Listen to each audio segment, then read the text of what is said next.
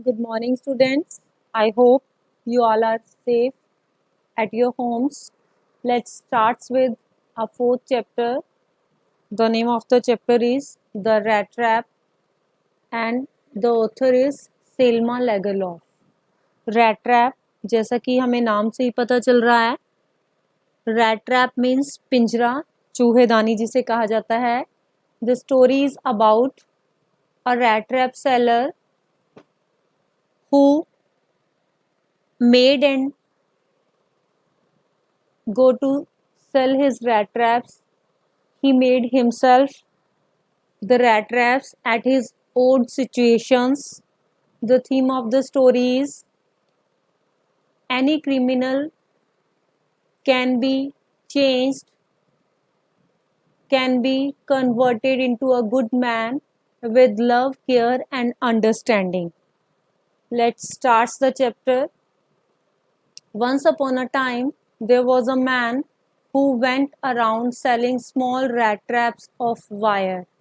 एक बार की बात है, एक आदमी था जो कि तारों के छोटे छोटे पिंजरे बनाकर यहाँ वहाँ बेचने जाया करता था. He made them himself at odd moments from the material he got by begging in the stores or at the big farms. वो उन पिंजरों को खुद बनाता था और जिस मटेरियल से वो बनाता था या तो वो बड़े बड़े फार्म से या स्टोर से बैक करके लाता था, मांग कर लाता था उस सामान को जो भी उसे चाहिए था बनाने के लिए.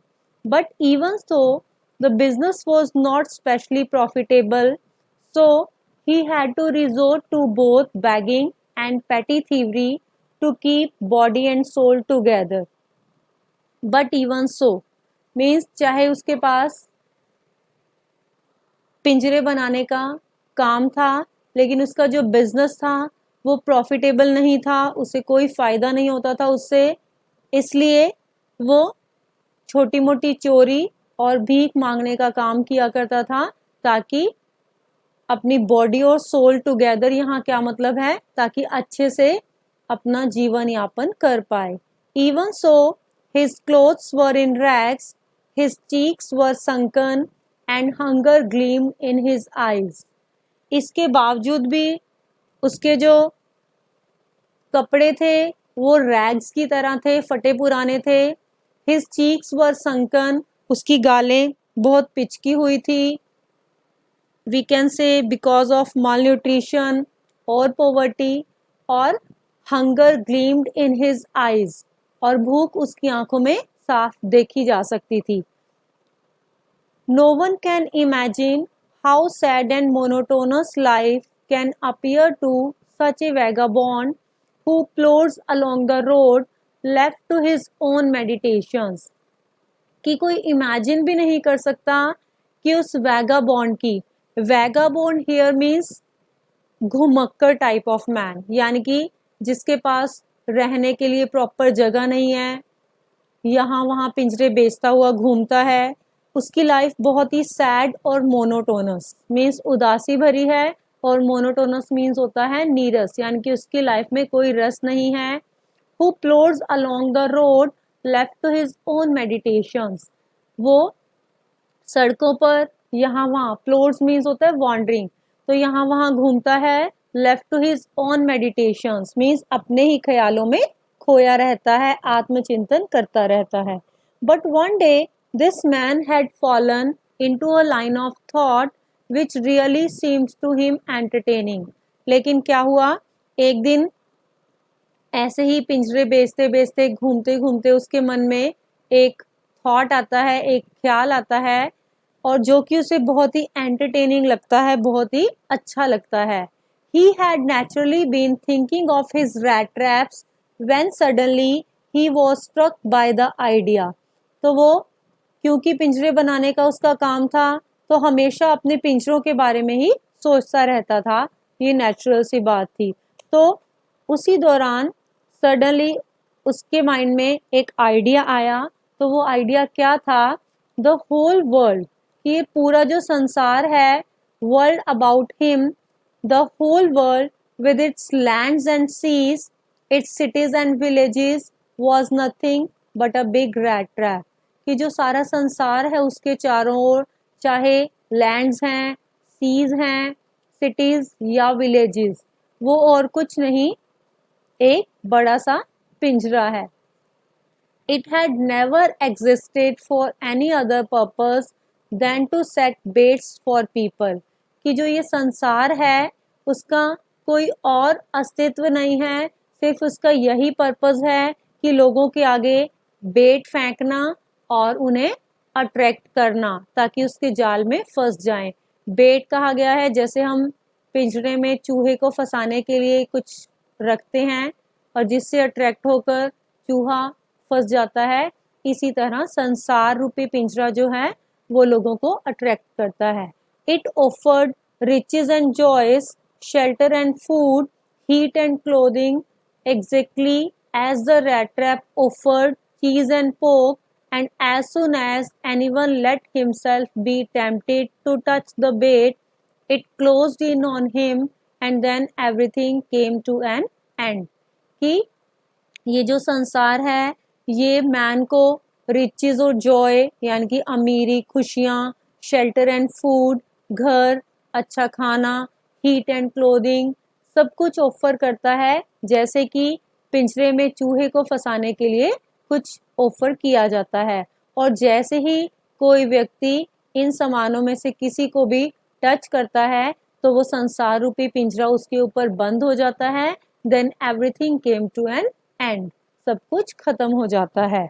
The world had of course never been very kind to him, so it gave him unwanted joy to think ill of it in this way. तो संसार जो है उसमें किसी भी पर्सन ने उसके साथ कभी कोई काइंडनेस शो नहीं की थी, इसलिए इस संसार के बारे में बुरा सोचकर उसे खुशी मिलती थी.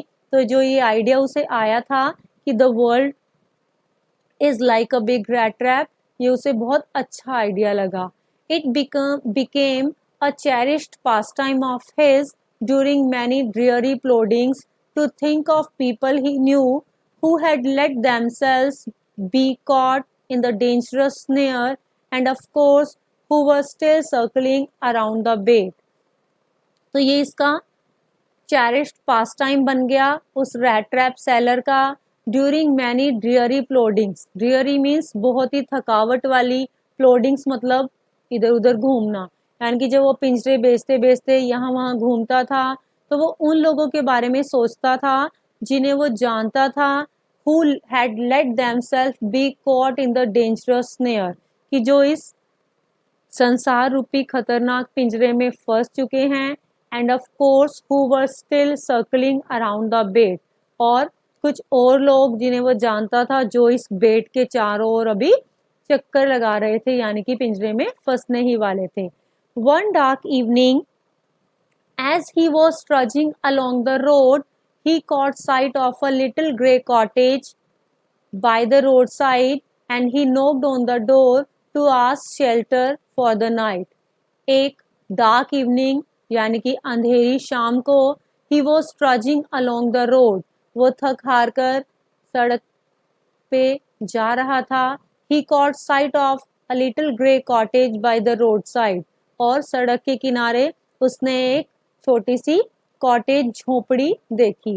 And he knocked on the door to ask shelter for the night, उसने उस कॉटेज का दरवाजा नॉक किया ताकि वो वहां रात को शेल्टर ले सके. नोर वॉज ही रिफ्यूज्ड, और उसे मना भी नहीं किया गया, यानी कि जो ऑनर था उसने उसका वेलकम किया. Instead of the sore faces which ordinarily met him, the owner, who was an old man without wife or child, was happy to get someone to talk to in his loneliness. Instead of the sore faces का यहाँ क्या मतलब है कि पहले बताया गया कि वर्ल्ड के जो पीपल हैं कभी उसके साथ काइंडनेस से पेश नहीं आते थे, यानी कि सोर फेसेस, बुरी तरह उसे देखते थे, यानी कि गरीब है, फटे पुराने कपड़े हैं, पिंजरे वाला है. तो यहाँ पर क्या हुआ, उसके बिल्कुल कंट्रास्ट में, बिल्कुल ऑपोजिट में जो उस कॉटेज का ऑनर था, जो कि एक ओल्ड मैन था, उसकी वाइफ नहीं है, कोई बच्चे नहीं है, अकेला रहता था, वो बहुत खुश हुआ कि कोई उसके अकेलेपन को दूर करने के लिए आ गया है, यानी कि वो किसी के साथ बात कर पाएगा, अब वो अकेला नहीं था। Immediately he put the porridge pot on the fire and gave him supper. Then he carved off such a big slice from his tobacco roll that it was enough both for the stranger's pipe and his own. तो जैसे ही जो host है, honour है उस cottage का, वो अपने guest को अंदर ले आता है, तो आग पर वो पोरिज पोट, यानी कि जो उसने खाना बनाया हुआ था, पोरिज कहते हैं दलिया, हलवा, खिचड़ी, कुछ भी हो सकता है, तो उस पोट को उसने आग पर रखा, और सपर डिनर को कहते हैं, तो उसने उसे डिनर दिया। Then he carved off such a big slice from his tobacco roll that it was enough both for the stranger's pipe and his own. उसके बाद उसने अपने लिए और जो स्ट्रेंजर आया था उसके लिए टबैको रोल, यानी कि कुछ स्मोकिंग के लिए, जैसे हुक्का वगैरह पीते हैं, उसका अरेंज किया। Finally he got out an old pack of cards and played mjolis with his guest until bedtime. और फाइनली जब खाना पीना हो गया तो उसने एक पुराने कार्ड्स का पैक निकाला और जब तक नींद नहीं आई अपने गेस्ट के साथ कार्ड्स की एक गेम मेजोलिस खेली। The old man was just as generous with his confidences as with his porridge and tobacco. तो जो ओल्ड मैन था, जितनी जेनरोसिटी के साथ उसने उसे खाना दिया, टबैको रोल दिया, उसी जेनरोसिटी के साथ उसने अपने कॉन्फिडेंसेस भी उसके साथ शेयर किए, यानी कि वो कहाँ काम करता है, क्यों वो अकेला रहता है, ये सब कुछ। The guest was informed at once that in his days of prosperity his host had been a crofter at Ramshaw Iron Works and had worked on the land. तो गेस्ट वॉज इन्फॉर्म्ड, यानी कि guest कौन है, जो rat trap seller है, उसे बताया गया, उसके होस्ट ने बताया। होस्ट कौन है, द ओल्ड मैन, जिसकी कॉटेज में वो आया है। तो उस ओल्ड मैन ने बताया कि इन हिज डेज ऑफ प्रोस्पेरिटी, यानी कि अपनी समृद्धि के दिनों में, means in his young age, वो रामस्यू आयरन वर्क्स में काम करता था, वहां का एक क्रॉफ्टर था। Crofter a kind of farmer we can say, and had worked on the land, और उनकी लैंड पर उसने काम किया। Now that he was no longer able to do day labour, it was his cow which supported him. अब वो old man हो गया था, इसलिए लेबर नहीं कर सकता था, तो उसके पास एक काउ थी, एक गाय थी, जो कि उसे सपोर्ट करती थी, यानी कि उसका दूध बेचकर वो पैसे कमाता था और अपना गुजारा चलाता था। यस, दैट बोजी वॉज एक्स्ट्रा ऑर्डिनरी। तो बोजी यहाँ पर एनिमल के लिए आया है कि हाँ, वाक्य में उसकी जो काउ थी बहुत ही एक्स्ट्रा ऑर्डिनरी थी। She could give milk for the creamery every day, and last month he had received all of 30 kroner in payment. तो गाय उसकी जो रोज दूध देती है उसे वो बेच कर आता है, और पिछले ही महीने उसने 30 kroner, जैसे हमारे यहाँ करेंसी रुपी है तो क्रोनर भी एक करेंसी है, वो उसे मिले पेमेंट में। The stranger must have seemed incredulous, for the old man got up and went to the window, took down a leather pouch which hung on a nail in the very window frame, and picked out 3 wrinkled 10 kroner bills. तो उस old man को लगा कि शायद उस stranger को rat trap peddler जो था, रैट ट्रैप सेलर जो था, उसे उसकी बातों पे विश्वास नहीं हो रहा था। तो ओल्ड मैन खड़ा होता है, खिड़की की तरफ वो गया और वहां से एक लेदर पाउच, लेदर का एक बैग वहां खिड़की पर टंगा हुआ था, एक नेल पर, वो लेकर आया, जिसमें कि 3 wrinkled 10 kroner bills, यानी कि जो उसने 30 kroner कमाए थे, 10 kroner के 3 नोट थे, और रिंकल्ड यानी कि बिल्कुल सिकुड़े हुए थे। These he held up before the eyes of his guest, उसने अपने गेस्ट यानी कि जो पिंजरे वाला था उसके आगे रख दिए, नोडिंग नोइंगली, यानी कि उसे विश्वास दिलवाकर, and then stuffed them back into the pouch, और वापस उसी बैग में उस उन रुपीज को रख दिया. The next day both men got up in good season. तो अगले दिन दोनों ही अच्छे से रेस्ट करने के बाद जागे. The crofter was in a hurry to milk his cow and the other man probably thought he should not stay in bed when the head of the house had gotten up. जो crofter था, old man, उसे अपनी गाय का दूध निकालना था तो उसे सुबह सुबह बहुत जल्दी थी. और जो अदर मैन पिंजरे वाला था, उसने ये सोचा कि जब घर का मालिक ही उठ गया है तो मैं सोकर क्या करूंगा, तो वो भी जाग गया. They left the cottage at the same time. दोनों ने एक ही समय में वो कॉटेज छोड़ी. दोनों अपने अपने रास्ते चले गए. The crofter locked the door and put the key in his pocket. जो क्रॉफ्टर था, ओल्ड मैन, उसने अपनी कॉटेज पे लॉक किया और चाबी अपनी पॉकेट में डाल ली. The man with the rat traps said goodbye and thank you and thereupon each went his own way. तो जो पिंजरे वाला था, उसने उस ओल्ड मैन को गुड बाय बोला, थैंक यू बोला, इतनी जेनरोसिटी दिखाने के लिए, उसे शेल्टर देने के लिए, और दोनों अपने अपने रास्ते चल पड़े. But half an hour later the rat trap peddler stood again before the door. तो आधे घंटे के बाद क्या हुआ कि जो वो पिंजरे वाला था, वो फिर से उस कॉटेज के दरवाजे पर खड़ा हुआ था. He did not try to get in however. उसने किसी भी तरह अंदर जाने की कोशिश नहीं की. He only went up to the window, smashed a pane stuck in his hand and got hold of the pouch with the 30 kroner. जैसा कि स्टार्टिंग में ही बताया गया था कि उसका बिजनेस जो था वो प्रॉफिटेबल नहीं था, तो वो बैगिंग भी किया करता था और पैटी थीवरी यानी कि छोटी मोटी चोरी भी किया करता था. आज उसके सामने ये 30 क्रॉनर थे तो उसके मन में लालच आ गया. He went to the window, खिड़की के पास गया, स्मैश द पेन, और कांच को तोड़ दिया. स्टक इन हिज हैंड, अंदर अपना हाथ डाल के वो लेदर पाउच जो था उसमें से वो 30 क्रॉनर निकाल लिए. He took the money and thrust it into his own pocket. पैसे निकालकर उसने अपनी पॉकेट में डाल लिए. Then he hung the leather pouch very carefully back in its place and went away. तो उसके बाद पैसे निकालने के बाद उसने क्या किया कि जो वो लेदर पाउच था जिसमें वो रुपीस थे, उसे बहुत ही केयरफुली उसी जगह पर टांग दिया और चल पड़ा. As he walked along with the money in his pocket, he felt quite pleased with his smartness. तो जैसे वो चल रहा है पैसे अपनी जेब में डालकर, तो बहुत ही खुश हो रहा है अपनी स्मार्टनेस पर, अपनी क्लेवरनेस पर, कि किस तरह से मैंने पैसे चुरा लिए.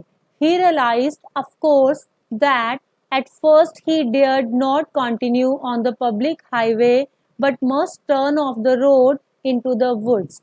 तो उसने ये रियलाइज किया थोड़ा आगे चलकर कि मुझे पब्लिक हाईवे पर नहीं चलना चाहिए, और इसलिए उसने जंगल का रास्ता ले लिया. During the first hours this caused him no difficulty. तो शुरू में, दिन के शुरुआती टाइम में उसे कोई डिफिकल्टी नहीं हुई वहां जंगल में जाने में. Later in the day it became worse, for it was a big and confusing forest which he had gotten into. तो बाद में क्या हुआ, उसके लिए थोड़ा वर्स होने लगा. क्यों? क्योंकि एक जो फॉरेस्ट था बहुत ही बड़ा था और बहुत ही कंफ्यूजिंग था जिसमें वो एंटर कर चुका था. He tried to be sure to walk in a definite direction, but the path twisted back and forth so strangely. वो कोशिश कर रहा था कि वो एक ही डायरेक्शन में जाए, लेकिन जो रास्ते थे फिर से back and forth so strangely का यहाँ मतलब है कि जिस रास्ते से वो जाता था तो दूसरा रास्ता वापस वहीं ले आता था. He walked and walked without coming to the end of the wood, and finally he realized that he had only been walking around in the same part of the forest. तो वो चलता गया बिना रुके, और उस जंगल का एंड भी नहीं आ रहा था. और फाइनली उसने ये रियलाइज किया कि वो उस जंगल के सेम पार्ट में ही बार बार घूम रहा था. All at once he recalled his thought about the world and the rat trap. तभी उसको वही अपना थॉट, वही आइडिया याद आया। कौन सा? The world and the rat trap. Now his own turn had come. अब उसे ऐसा लग रहा था कि ये संसार और पिंजरा जो है, अब उसकी बारी आ गई है इस पिंजरे में फंसने की। He had let himself be fooled by a bait and had been caught। कि वो खुद एक बेट के आगे, 30 क्रॉनर के आगे ललचा गया और फंस गया। The whole forest with its trunks and branches, its thickets and fallen logs closed in upon him like an impenetrable prison from which he could never escape। तो ये जो पूरा फॉरेस्ट था, जंगल था, चाहे उसकी ट्रंक्स हो, ब्रांचेस हो, यानी कि शाखाएं हो, तने हो, या फिर इसके थिकेट्स और फॉलन लोग्स हो, सब कुछ एक ऐसी जेल की तरह था जहां से वो कभी निकल नहीं सकता था। यानी कि उसने ये रियलाइज किया कि आज मैं ही उस संसार रूपी पिंजरे में फंस गया। इट वॉज लेट इन दिसंबर, दिसंबर के लास्ट डेज की बात थी ये। Darkness was already descending over the forest. तो क्योंकि सर्दी का दिन था, सर्दी की शाम थी, तो जंगल में अंधेरा जल्दी ही होने लगा। This increase the danger and increased also his gloom and despair. तो रात होने के साथ साथ खतरा भी बढ़ने लगा, जिसकी वजह से उसके मन में डर और डिस्पेयर यानी कि निराशा आने लगी। Finally he saw no way out. तो उसे कोई रास्ता नजर नहीं आ रहा था। And he sank down on the ground tired to death thinking that his last moment had come. तो बिल्कुल थक के वो ग्राउंड पर, धरती पर लेट जाता है, टायर्ड टू डेथ, पूरी तरह से थका हुआ था। थिंकिंग दैट, ये सोच रहा था कि उसका लास्ट मोमेंट आ गया। But just as he laid his head on the ground, he heard a sound, a hard regular thumping। लेकिन जैसे ही उसने ग्राउंड पर, धरती पर अपना सिर रखा, तो उसे एक आवाज सुनाई दी, ए हार्ड रेगुलर थम्पिंग, यानी कि जोर जोर से हथौड़े मारने की आवाज उसे फील हुई। There was no doubt as to what that was. इसमें कोई शक नहीं था कि ये क्या आवाज थी। He raised himself, वो खड़ा हो गया। Those are the hammer strokes from an iron mill, he thought। तो उसने सोचा कि ये हैमर स्ट्रोक यानी कि हथौड़ों की आवाज आ रही थी किसी आयरन मिल से, किसी लोहे की मिल से। There must be people nearby, कि अगर आवाज आ रही है तो आसपास लोग भी पक्का होंगे। He summoned all his strength, got up and staggered in the direction of the sound। तो उसने अपनी पूरी स्ट्रेंथ से अपने आप को संभाला, खड़ा हुआ और staggered in the direction of the sound, क्योंकि वो बहुत ज्यादा थका हुआ था। तो धीरे धीरे जिस साइड से आवाज आ रही थी उस डायरेक्शन में वो चलने लगा। The Ramsey Iron Works, which are now closed down, were not so long ago a large plant with smelter, rolling mill and forge. तो राम्सजो आयरन वर्क्स, राम्सजो नाम का एक लोहे का जहां पर काम होता है, कार्यशाला हम कह सकते हैं। Which are now close down, जो अब बंद हो चुकी थी। Were not so long ago a large plant, की कुछ समय पहले बहुत ही बड़ा प्लांट था। With smelter, rolling mill and forge, जहां पर लोहे को पिघलाया जाता था, उसे शेप दी जाती थी, भट्टी भी वहां थी। In the summer time long lines of heavily loaded barges and scores slid down the canal which led to a large inland lake, and in the winter time the roads near the mill were black from all the coal dust which sifted down from the big charcoal crates। तो वहां पर summer time में बहुत ही लंबी लंबी lines, heavily loaded barges, यानी कि barges and scores slid down the canal, यहाँ पे है कि रिवर के रास्ते से छोटी छोटी किश्तियों में सामान को लोड करके यहाँ वहाँ ले जाया जाता था। और विंटर टाइम में रोड से वहाँ पर जो कोल था उसको यहाँ वहाँ पहुँचाया जाता था, जिसकी डस्ट चारकोल क्रेट से निकलते हुए रोड्स पर दिखाई दे सकती थी. So that's all for today's lecture. We will do the remaining part in our next lecture. Till then, goodbye.